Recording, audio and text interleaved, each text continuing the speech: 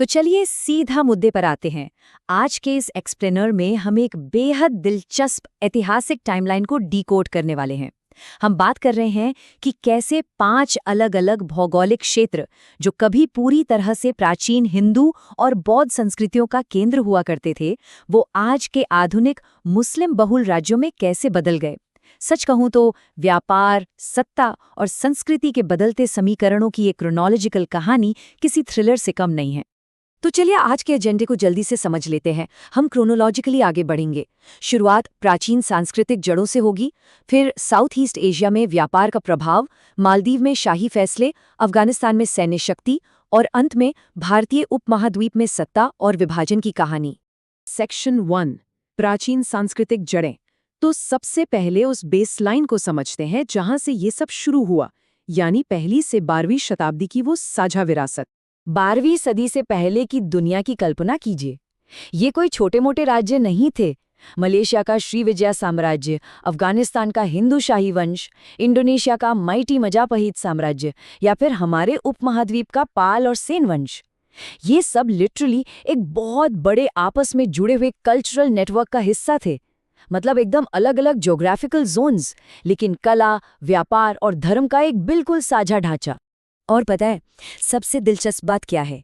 ये पुरानी जड़ें कभी पूरी तरह से गायब नहीं हुई, बस उन पर नई परतें चढ़ती गई।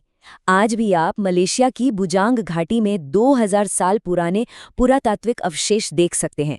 मालदीव की दिवेही भाषा में संस्कृत का प्रभाव बिल्कुल साफ नजर आता है। या फिर बाली को ही ले लीजिए, जहां काक्वीन रामायण की परंपरा आज भी जिंदा है।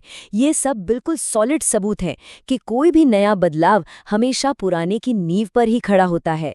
सेक्शन 2, दक्षिण पूर्व एशिया, व्यापारिक मार्गों से आया बदलाव। अब 12वीं शताब्दी की ओर चलते हैं, जहां से एक बहुत बड़ा शिफ्ट आता है।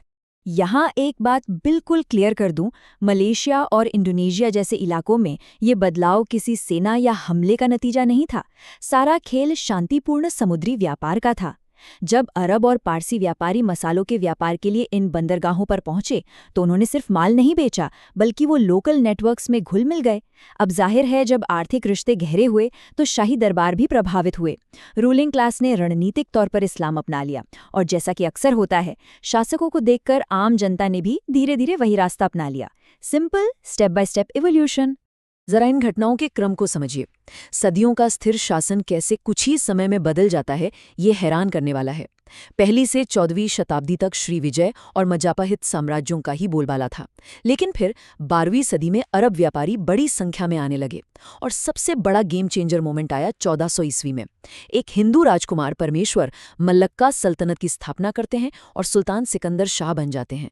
सत्ता के टॉप पर हुए इस एक बदलाव ने पूरे इलाके की दिशा ही बदल कर रख दी। ये बदलाव कितने बड़े स्केल पर था, ये बस इनके नामों से समझ आ जाता है। प्राचीन काल में जिसे हम स्वर्ण भूमि या मजापहित साम्राज्य कहते थे, वही आज मॉडर्न मलेशिया और इंडोनेशिया है। सोचिए, व्यापारिक रास्तों ने सिर्फ इकोनॉमी ही नहीं बदली, बल्कि पूरी की पूरी सभ्यताओं की पहचान को एक नया रूप दे दिया। पुराने नाम मिट गए और एक नई व्यवस्था ने जन्म लिया। और इसके नतीजे में जो जनसांख्यिकीय आंकड़े निकल कर आए, वो वाकई ध्यान देने लायक है। आज की डेट में मलेशिया की आबादी करीब 80% मुस्लिम है, इंडोनेशिया 90% और मालदीव में ये आंकड़ा 98% से भी ऊपर है। ये हमें बताता है कि सदियों पहले व्यापारिक बंदरगाहों पर शुरू हुआ वो कल्चरल इंटरैक्शन आज के समाज में कितनी गहराई से स्थापित हो चुका है। ये सिर्फ धर्म का नहीं, पूरे समाज का ट्रांसफॉर्मेशन था। सेक्शन 3, मालदीव, शाही प्रभाव। अब थोड़ा हिंद महासागर की तरफ चलते हैं, क्योंकि यहाँ बदलाव की मैकेनिज्म बिल्कुल अलग थी। साल 1153। इतिहास में कुछ साल ऐसे होते हैं जो सब कुछ पलट कर रख देते हैं। मालदीव के लिए 1153 ईस्वी बिल्कुल वैसा ही निर्णायक साल था। यहीं से मालदीव की पूरी ऐतिहासिक ट्रेजेक्ट्री हमेशा के लिए बदल गई। हुआ ये कि 1153 में मालदीव के राजा धुवेमी ने इस्लाम स्वीकार कर लिया। ये एकदम क्लासिक टॉप डाउन ट्रांसफॉर्मेशन था। राजा बदला तो पूरा का पूरा सिस्टम बदल गया। धीरे धीरे प्राचीन मंदिरों की जगह नई मस्जिदें बनने लगी और इस्लामी कानून शासन का नया आधार बन गया। मतलब सत्ता के शिखर पर बैठे एक अकेले इंसान के फैसले ने पूरे समाज की किस्मत को रीराइट कर दिया। सेक्शन 4, अफगानिस्तान, सैन्य और सत्ता। अब हम जिस इलाके की बात करने वाले हैं, वहाँ का इतिहास शांतिपूर्ण व्यापार का नहीं, बल्कि सीधे टकराव और सैन्य विजय का रहा है। अगर आप प्राचीन वैदिक ग्रंथ पढ़ें, तो वहाँ गांधार और कंबोज का जिक्र बड़े आध्यात्मिक और ज्ञान के केंद्रों के रूप में मिलता है। लेकिन आज वहाँ इस्लामिक रिपब्लिक ऑफ अफगानिस्तान है, जिसकी 99.7% आबादी मुस्लिम है। एक जमाने के महान बौद्ध और हिंदू केंद्र आज पूरी तरह से एक अलग पहचान में ढल चुके हैं। ये भारी कॉन्ट्रास्ट एक बहुत बड़े ऐतिहासिक विखंडन की कहानी सुनाता है। और ये सब रातों रात नहीं हुआ। ये सदियों तक चले क्रमिक सैन्य अभियानों का नतीजा था। 642 ईस्वी में अरब सेनाओं ने हेरात पर कब्जा किया। फिर 10वीं और 11वीं शताब्दी में महमूद गजनवी के लगातार अभियानों ने हिंदू शाही ताकत को पूरी तरह तहस-नहस कर दिया।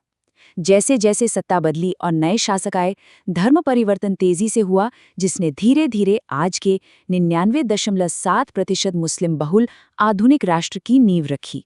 सेक्शन 5 उपमहाद्वीप, सत्ता और विभाजन।